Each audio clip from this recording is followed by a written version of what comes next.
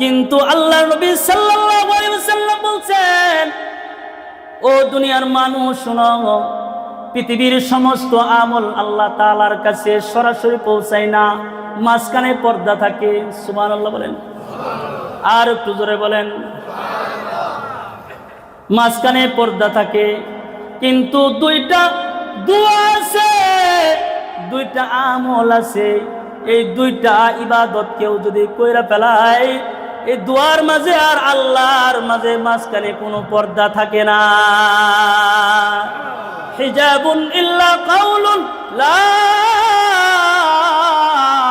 ইলাহা ইল্লাল্লাহ ওয়া দুআউল ওয়ালিদাইন। কয় বাপ মা যখন সন্তানের জন্য দুইটা হাত তুইলা দোয়া করে, আল্লাহ আমার সন্তান বড়, আমি তার প্রতি রাজি খুশি, আমার সন্তান বড় আমাকে সন্তুষ্ট রাখে, আমাকে ভালোবাসে, আল্লাহ তুমি আমার সন্তানকে দেখো। এই দোয়াটা আপনারা যদি আপনার বাপ মারে দিয়া যদি কোনোদিন সন্তুষ্ট রাখিয়া করাইতে পারেন, আল্লাহর কসম করে দিব, খেদমত যদি এইভাবে করেন আর দোয়া যদি নিতে পারেন, আল্লাহ তাআলা দুনিয়ার ভিতরে আল্লাহ তাআলা আপনাকে 3টা পুরস্কার দান করবেন।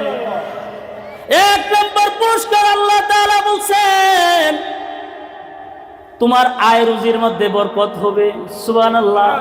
কয় যে রুজির জন্য তুমি তালাশ করো বরকত পাও না, বরকত পাও না, কয় আয় রুজির মধ্যে আল্লাহ তাআলা 1 নম্বর বরকত দান করবেন। 2 নম্বর তোমার সন্তানকে মানুষের মতো মানুষ বানাইবেন। 3 নম্বরে আল্লাহ তাআলা সুস্থ সুন্দর একটা হায়াত জীবন তোমাকে আল্লাহ দান করবে। সুবহানাল্লাহ বিহামদিহি।